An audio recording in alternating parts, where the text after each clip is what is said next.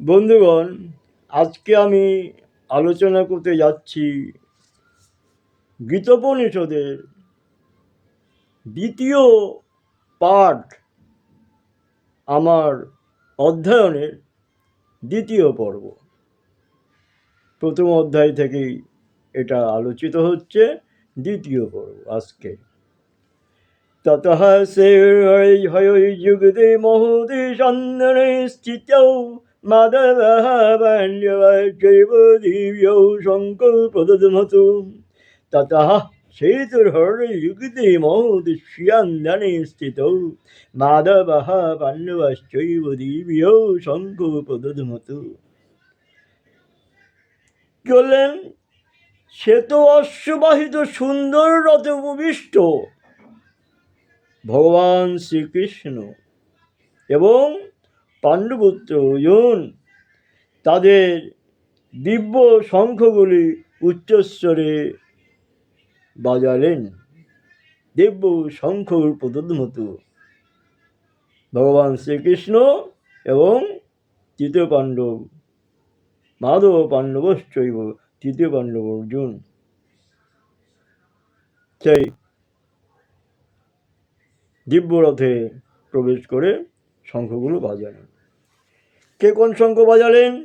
পাঞ্চজন্যং ঋষিকেশ দেবদত্তং ধনঞ্জয়ঃ পুণ্যং দদমৌ মহাশঙ্কং ভীমকর্মা বিকুদরাঃ। পাঞ্চজন্যং ঋষিকেশ, ঋষিকেশ অর্থাৎ ভগবান শ্রীকৃষ্ণ, উনি পাঞ্চজন্য নামক শঙ্খটি বাজিয়েছিলেন। সকলের অন্তর্যামী, সকলের হৃদয়ের যিনি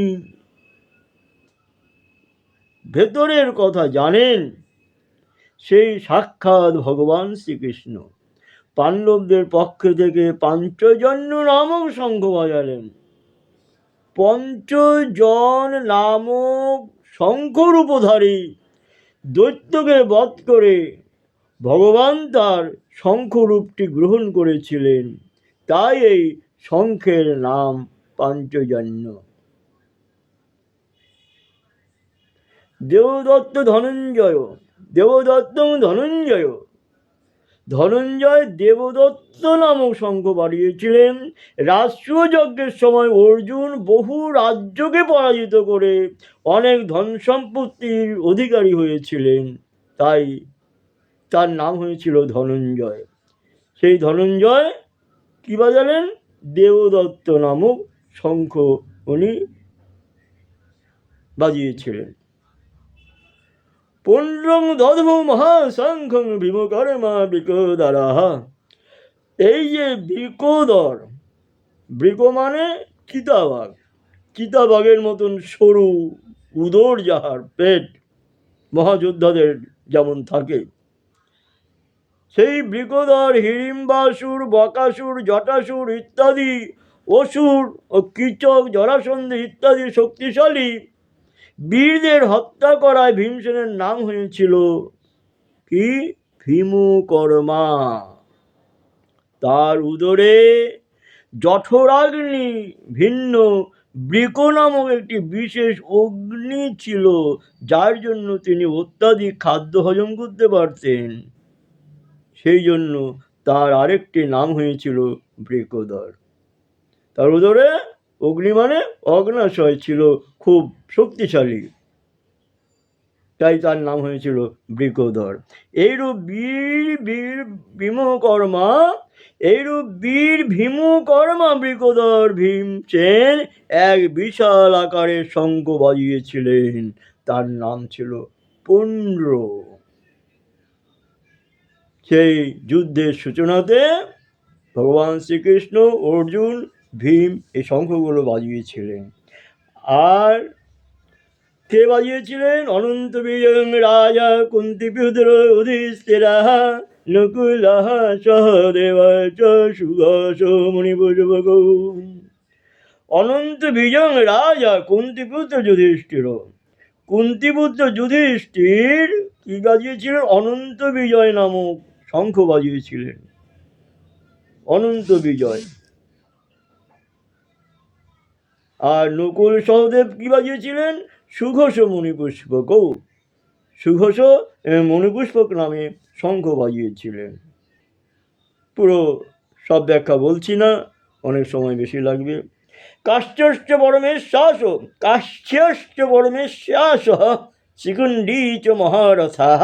এখানে মহারথ আছে, এখানেও ওটা মহারথা হবে, যেহেতু কাশ্চশ্চ পরমেশ্বাস শিখণ্ডী চ মহারথা। তিনজনে এক বচন, দ্বিবচন, বহু বচন। কাশ্চশ্চ এক বচন, পরমেশ্বাস দ্বিবচন, শিখণ্ডী চ মহারথা, শিখণ্ডী বহু বচন।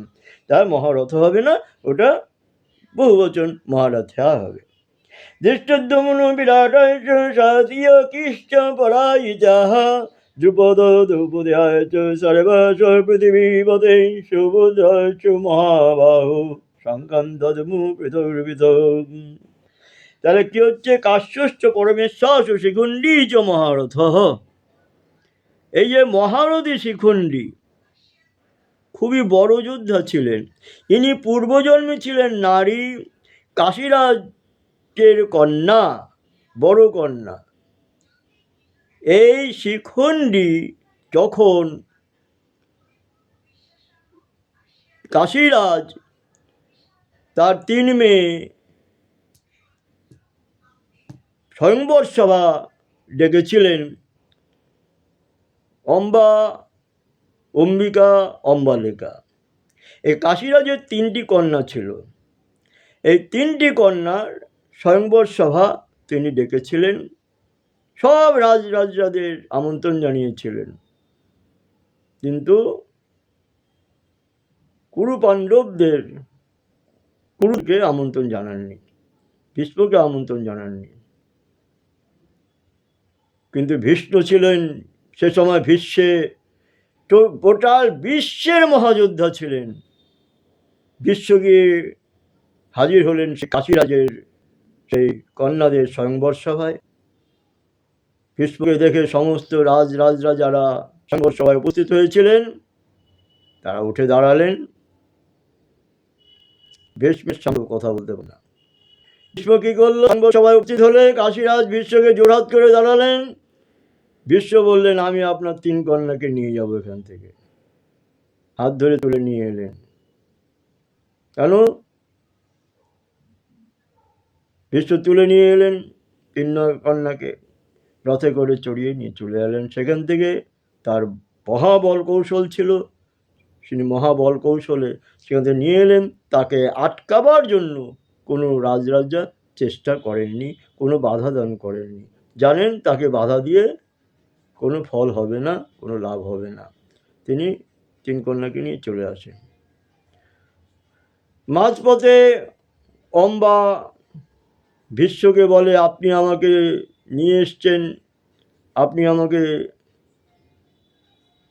আমি বাগদত্তা, আমি আরিজনের বাগদত্তা।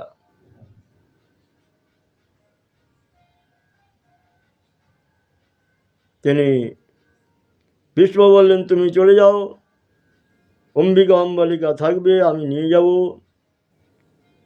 তো তাকে ছেড়ে দিলে সে যার সঙ্গে তার সম্পর্ক ছিল, সুসম্পর্ক ছিল, যার সঙ্গে তিনি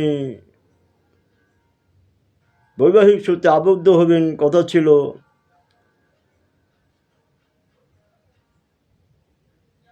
তার কাছে তিনি চলে গেলেন। তিনি তাকে নাকচ করে দিলেন, না, তোমাকে আমি বিয়ে করতে পারবো না। ভীষ্ম তোমাকে তুলে নিয়ে গিয়েছে আর আমি তোমাকে বিয়ে করব, সেটা তো হতে পারে না। ভীষ্ম তোমাকে অপহরণ করেছে, সেখান থেকে আমি তোমাকে কি করে বিয়ে করি? তার কাছ থেকে ফিরে এসে ভীষ্মকে আবার চেপে ধরলেন, অম্বা, তুমি আমাকে বিয়ে করো, তুমি আমাকে অপহরণ করেছ। তিনি আমাকে এখন নিতে রাজি নন। ভীষ্ম বললেন, না, আমি তো প্রতিজ্ঞাবদ্ধ, আমি চিরকুমার থাকবো, আমি তো বিয়ে করতে পারবো না। তাহলে তো আমাদের তুলে নিয়ে এসে চলে গেল, আমার ভাইয়ের সঙ্গে বিয়ে দেওয়া হবে। না, অপহরণ করেছো তুমি, বিয়ে করবে ভাই। যেহেতু আমরা রাজি হব না, আমি তোমাকেই বিয়ে করতে হবে। ভীষ্ম কিছুতেই বিয়ে করবেন না। তখন সেই অম্বা অগ্নিতে ঝাঁপ দিয়ে আত্মহত্যা করেছিলেন। আত্মহত্যা করার আগে ভীষ্মকে বলে গিয়েছিলেন, পরজন্মে তোমার মৃত্যুর কারণ হয়ে আমি দাঁড়াবো। সেই অম্বা পরবর্তী জন্মে দ্রুপদ রাজার ঘরে শিখণ্ডী হয়ে জন্মগ্রহণ করেছিলেন। ভীষ্ম সেটা জানতেন, তাই কুরুক্ষেত্র যুদ্ধে ভীষ্মের ষড়সজ্জার আগ মুহূর্তে সেই শিখণ্ডী শ্রী ভগবান শ্রীকৃষ্ণের সেই ছলনাময়ী মায়ায় যে শিখণ্ডী এসে দাঁড়িয়ে গেল অর্জুনের সামনে, ভীষ্মের সামনে দাঁড়িয়ে গেল ভীষ্ম অর্জুনের মাঝখানে, যাকে দেখে ভীষ্ম অস্ত্র ত্যাগ করিল। ভীষ্মর বলা ছিল, ভীষ্ম প্রতিজ্ঞা করেছিল, আমি কোনোদিন নারীদের সামনে, নিরস্ত্রদের সামনে অস্ত্র ধারণ করব না। ভীষ্ম জানতেন দ্রুপদরাজ ঘরে সেই শিখণ্ডী পুরুষ রূপে থাকলেও তিনি ছিলেন সেই অম্বা নারী, তাই তাকে দেখে ভীষ্ম অস্ত্র ত্যাগ করেছিলেন। সব ভগবান শ্রীকৃষ্ণের মায়াবী লীলা। তাই অর্জুন ভীষ্মকে ষড়সজ্জায় সজ্জিত করতে পেরেছিলেন। এভাবেই ভীষ্মের মৃত্যু হয়েছিল। ধর্মযুদ্ধে সবসময় মনে রাখবেন, আপনি যত কৌশলী হন, যত বড় রাজনীতিবিদ হন, ভগবান শ্রীকৃষ্ণের ঊর্ধ্বে কেউ নয়। ওনার চাইতে বড় রাজনীতিবিদ কৌশলী কেউ নেই। উনি জানেন কাকে কিভাবে খেঁচা কলে ফেলে কাকে কিভাবে উদ্ধার করতে হবে, কি করে বধ করতে হবে, তিনি জানেন। এভাবে তিনি ভীষ্মকে পরাজিত করতে বাধ্য করেছিলেন অর্জুনকে দিয়ে। ভীষ্ম অর্জুনের কাছে পরাজিত হন, ষড়সজ্জায় সজ্জিত হন। শ্রীকৃষ্ণের রণকৌশলী, রাজনীতিক কৌশলে।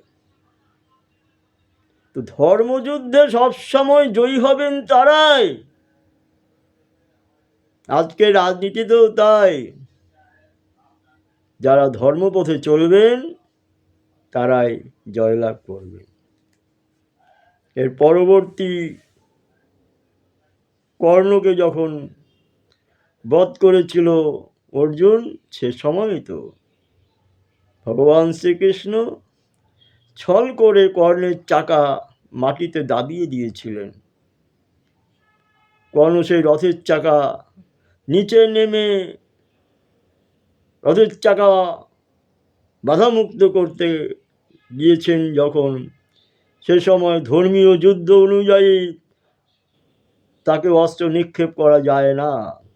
অর্জুন তাকে অস্ত্র নিক্ষেপ করতে চাননি, কিন্তু ভগবান শ্রীকৃষ্ণ অর্জুনকে বলেছিলেন, হে অর্জুন, তোমার পুত্র অভিমন্যুকে এরা সপ্তরথী মিলে অনৈতিকভাবে ঘেরাও করে হত্যা করেছিল।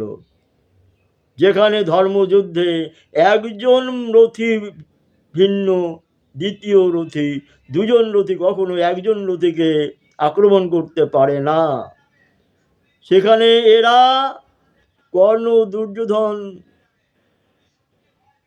এর জরাসন্ধ, কর্ণ, দুর্যোধন, জয়দ্রথ, এরা প্রত্যেকে তোমার নাবালক পুত্র অভিমন্যুকে হত্যা করেছিল অন্যায়ভাবে। তুমি অস্ত্র ধারণ করো, এখনই হত্যা করো, এখনই বানো, এখনই ওকে বান মারো, এখনই ওকে মৃত্যুর পথে পাঠিয়ে দাও। এই তোমার সুযোগ বদলা নেওয়ার। এই কৌশল করে ভগবান শ্রীকৃষ্ণ কর্ণকে বধ করেছিলেন। অভিমন্যু বধ হওয়ার সময়ও ভগবান শ্রীকৃষ্ণ ছলনা করেছিলেন। যেখানে অভিমন্যু ছিল চক্রব্যূহের ভেতরে যুদ্ধরত, সেখানে ভগবান শ্রীকৃষ্ণ সেই রথের সারথি অর্জুনকে সেখানে নিয়ে যায়নি।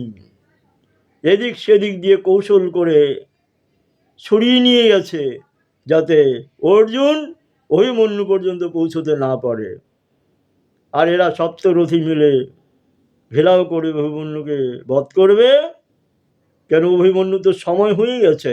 কৃষ্ণ তো জানে 16 বছর বয়সে ওর মৃত্যু, অর্জুন ওখানে গিয়ে লাভ হবে না। তাহলে সপ্তরথী মিলে অভিমন্যুকে বধ করতে পারবে না অর্জুন পৌঁছলে, তাই অর্জুনকে সরিয়ে রেখেছিল।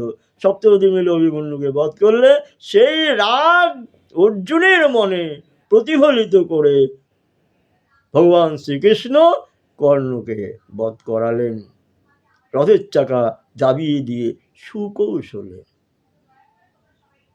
এই ধর্মযুদ্ধে ভগবান নিজে কোন কৌশলে কাকে খেচাকলে ফেলে পরাস্ত করবেন তিনি করেন।